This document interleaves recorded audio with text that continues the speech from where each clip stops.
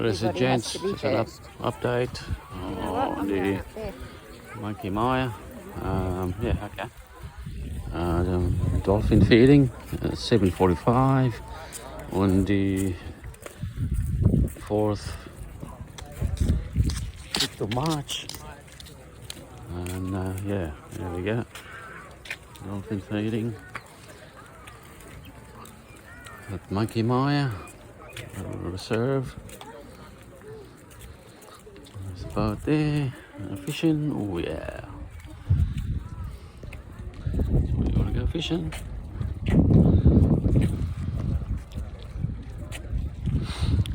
Monkey Maya.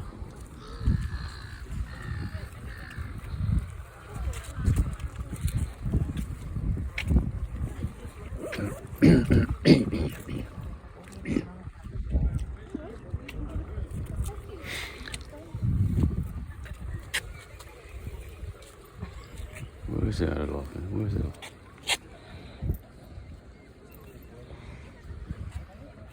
Oh, he's gone. Oh, he is. Hmm?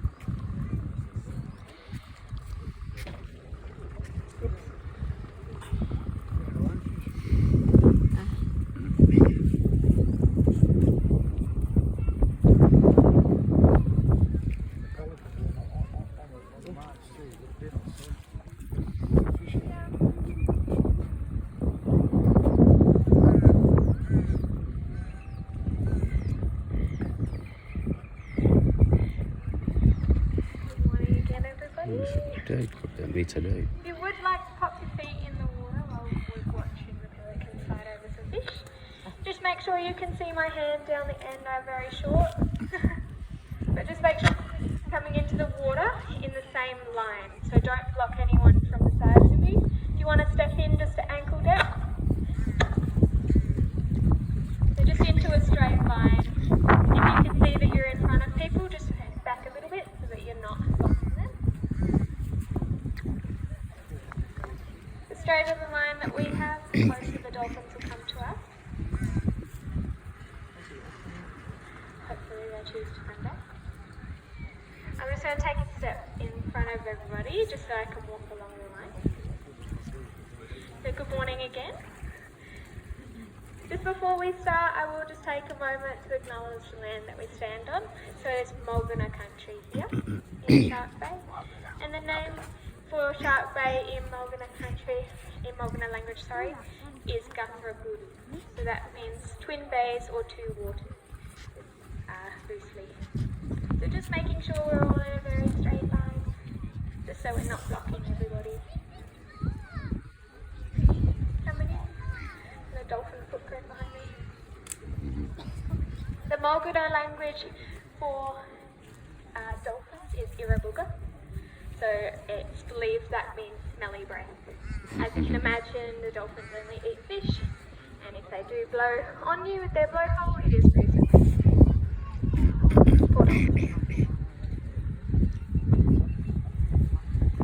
Is this anybody's first experience in Monkey Maya? Welcome.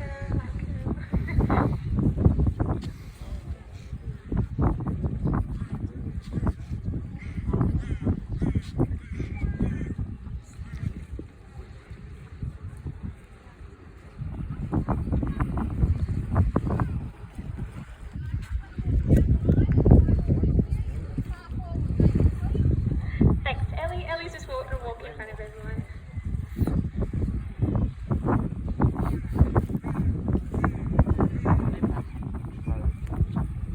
If anyone has any questions at any time, feel free to shout out. We are just waiting for our dolphins again. And when we see them, you might see what looks like a dolphin footprint. So when they come up and back down again, you'll see like a circle on the surface. We did have quite a few in this morning. So Piccolo and Kia have been coming to the beach pretty much every day since they were born. But Kia is 30 years old, so she has been coming for a long time. She knows what happens at these experiences, and she knows that she just gets a little snack and a thank you for coming in. So if she finds some more interesting fish just outside, then she might do that. So what we give them in the experience is 900 grams total. So 300 grams per experience, which may sound like a lot of fish, but it's not for a dolphin that can eat up to 12 kilos a day. So it's less than 10% of their diet. Just a little thank you, something that they can't become reliant on when we're giving it to them. So back when the dolphin experiences started in the 80s, the dolphins were fed however much fish they wanted. They'd spend all day in the shallows, people were given buckets of de-textured fish, and they could give fish out to any dolphin and as much as they wanted. So this wasn't regulated, and that researchers found that it was very bad for the dolphins. So back in the 80s there was a 90% calf mortality rate, so extremely high. Only 10% of calves were making it to weaning age, and that was from direct impact of ourselves. So it was important that the researchers came and did this research and found that we were making that impact, and the regulations could be put into place. So that's why we now only feed them such a small amount, so they can't become reliant on us. The calf mortality rate was so high because the mums were staying in the shallows all day, not teaching their young to fish. So every life skill that a young dolphin learns, they learn from mums. And if mums spent all day, every day in the shallows, not teaching them, then once they were ready to eat fish and not be reliant on mum's milk, they didn't know how to survive. They weren't being able to. They also weren't being fed by mum either, as I mentioned earlier. The babies can't feed, they can't nurse in the shallows here. They have to be in a bit deeper water. So by spending all day in the shallows, they also weren't feeding their babies and leaving them unattended to predators as well. So there were young being taken while mum was being fed by us. Since the regulations have been put in place, there is now a 40% calf mortality rate. That may still sound high, but that is the natural rate. That is the same as the offshore population that don't have interactions with us. Yeah. And that is just due to obviously living in a place called Shark Bay. There are a lot of sharks, and the tiger shark is the dolphin's main predator. Of course, they will pick on the calves because they're less able to defend themselves, and they're not quite as coordinated to get away. They also can pass away from birth defects and things we don't know about as well. Some babies don't make it 24 hours, and we don't see them. So the calf mortality rate is 40%, or around 30 to 40%, which is the same as the natural. So thanks to that research that was done, we have been able to minimise that impact again. And now only certain dolphins can be fed in the experiences as well. So there's a few different criteria that a dolphin has to meet. One of the main ones is that they have to be from the original matriline. We've got a cormorant pretending to be a dolphin. Thanks, buddy. I love it. So they do have to be from the original matriline. Kia and Piccolo's mum and grandma were all fed here at Monkey Mine. There's a few other families that we could try from. So Surprise family, her offspring, and Vicky, They've decided stuff. Finn, we could try with her. They also have to be females. We can't feed any males at any point. The males can be a lot more aggressive towards us and to the girls as well. So we don't want to cause any extra aggression.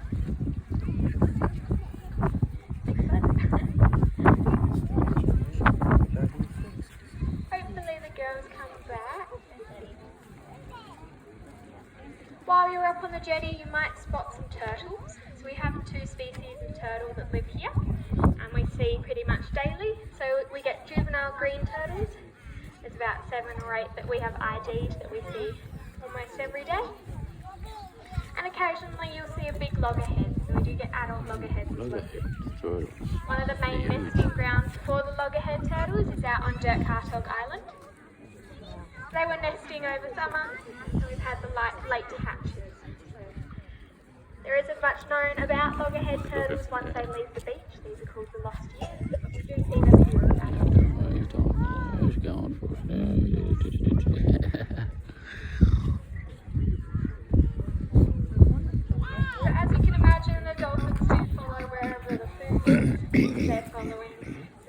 fish out offshore out of the experience, then that's what they're going to do.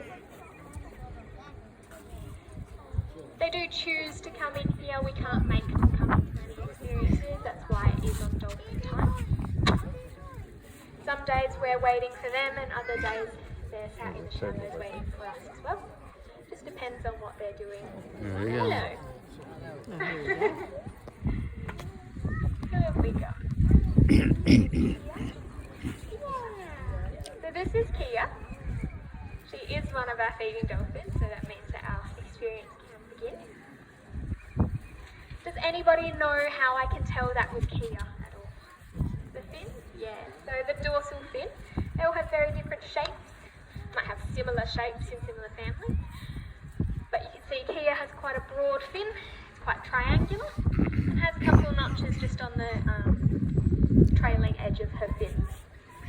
Her full sister Piccolo, so they have the same mother and father, have very different shaped fins. So Piccolo's is a lot taller and thinner. But they do get notches. Does anyone have any ideas how they get these notches and marks? There's 3 boats, yeah, so from us, we are one of the main reasons. Predators, sharks, yes. And also from each other as well. So either during play or fighting. They can drag their teeth along each other and give them what we call rake marks. It looks like a garden rake has been pulled along their fins. And this is just from their teeth. Come back here. You'll also see if Piccolo does come in to show us. Her fin isn't perfectly straight. Kia's is pretty straight. But Piccolo's actually bends slightly. So she was tail slapped by another dolphin. And it has permanently bent her fin. So someone said boats as well. One of our main impacts is actually fishing line. So for our human impact, it is important that if we are fishing and you see the dolphins that you reel in your line. And also if you do see any fishing line on the beach or in the water or anything, please pick it up and dispose of it correctly. Don't want to wrap up any of our wildlife.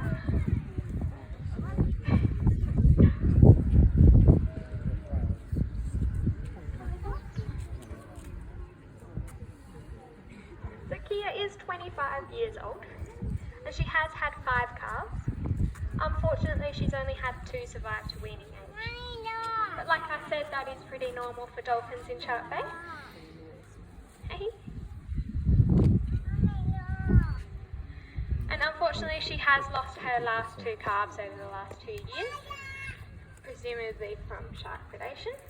They were both very young when they were taken.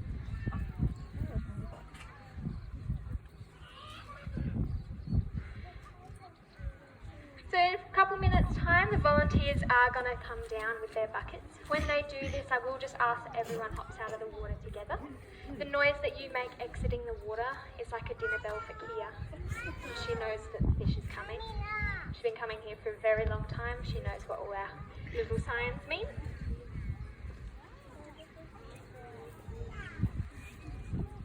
So the fish that we give them are all locally caught by local fishing people.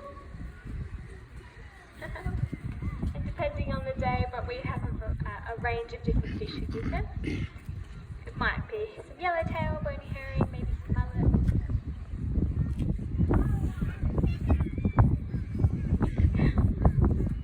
And hopefully Piccolo makes an appearance right at the end. Sometimes she does that.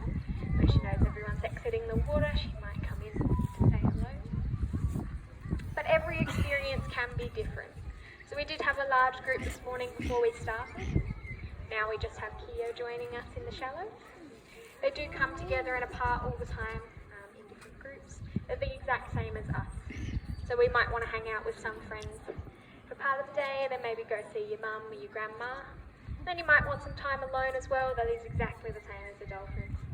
They do come together and apart. And they live in what we call a fishing fusion society. And does anyone know what a group of dolphins is called? A pod? Pod, everyone says confidently, but it is wrong actually. So the dolphins, as they live in this fishing fusion society, they can't be called a pod, because a pod is a strict family group. They're actually just called a party here, which is very cool. A party of dolphins.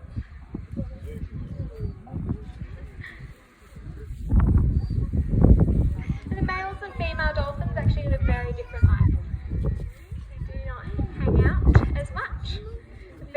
do tend to hang out together and visit each other, their families. The daughters are often visiting mum even once they're well into adulthood. But you will rarely see the sons visiting mum. Maybe occasionally, but not very often. So Piccolo's calf at the moment, Obo, is a little boy. And once he reaches weaning age, so about 3 to 4 years, he will leave mum and try and find some male buddies, what we call a male alliance. And we won't see him quite as often.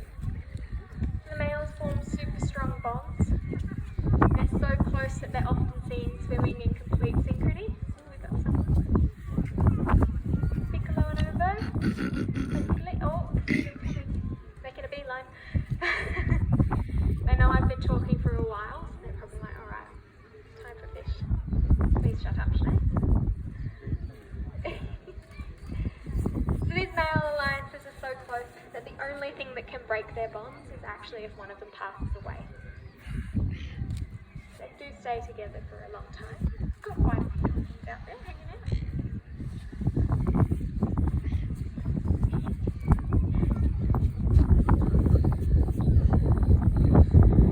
So these male alliances are super important. A lone male dolphin does not get the chance to pass on his genes in the gene pool. He does need his buddies in order to mate with a female. So Kia was taken by some boys. We didn't see her for 27 days in the experiences. She was out with the boys, and then they let them go once. They can sense that the females are pregnant. So it's almost like a pheromone, and they change in scent. And boys can tell that she's pregnant, and they'll let her come back. So hopefully Kia is pregnant, and in 12 months' time we'll see another baby from her. They do have a 12-month gestation period. And they can give birth up until the day that they die, so they don't have menopause like we do. Piccolo coming in. Yeah, so we've got Piccolo and Obo. You can see Piccolo's fin slightly bent, and she has a really small calf with her. So Obo is only 4 months old. He may look tiny now, but he was even smaller when he was born.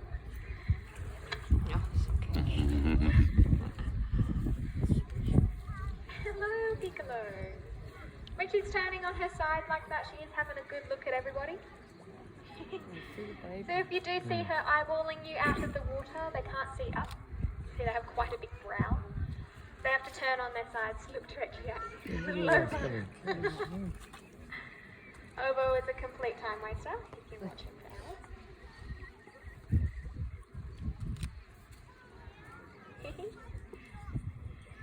So the volunteers are coming down now. We'll just take this opportunity for everyone to step out of the water. The noise that you make, like I said, is like a dinner bell for Piccolo and Kia.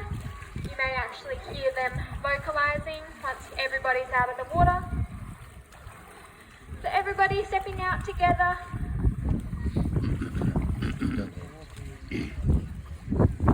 Also being out of the water means that there's no disturbance for when they're trying to echolocate onto their buckets.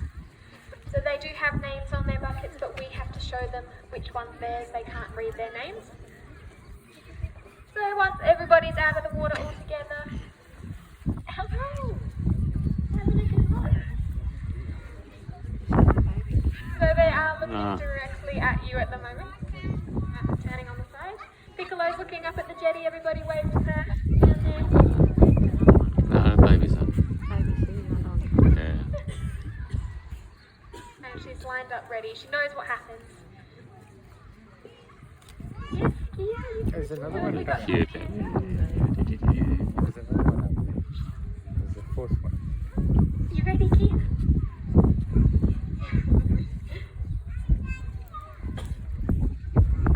See that? Another one. You can hear Kia's vocalizing. The volleys are just coming through. Let them pop through.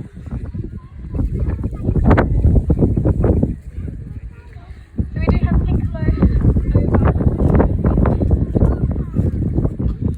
in.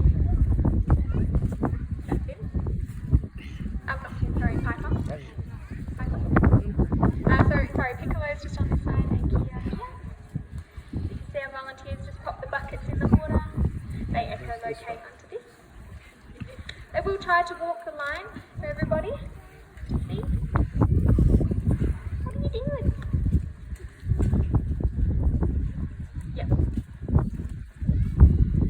Once the girls are lined up, volunteers can begin the feed. So we do have one of the males piper in. They don't He's have actually people one of feed anymore. Nicolo's. So he has come to visit Mum.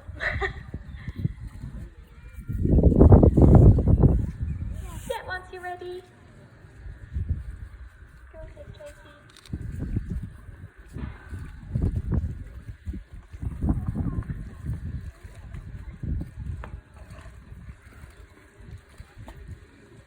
I wonder when they stopped having kids get food. And little Obo playing with some seagrass in the back there.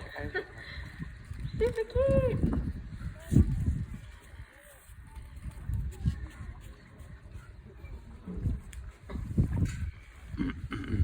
So the one hand up means that there is one fish left in the bucket. That just lets us and the girls know.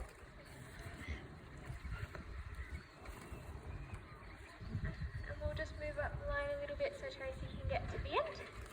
And once the girls are ready, Little one, they're little lined one. up. Just walking up here just a little bit. Once they're lined up, they can go ahead and feed this last fish. So we do it together.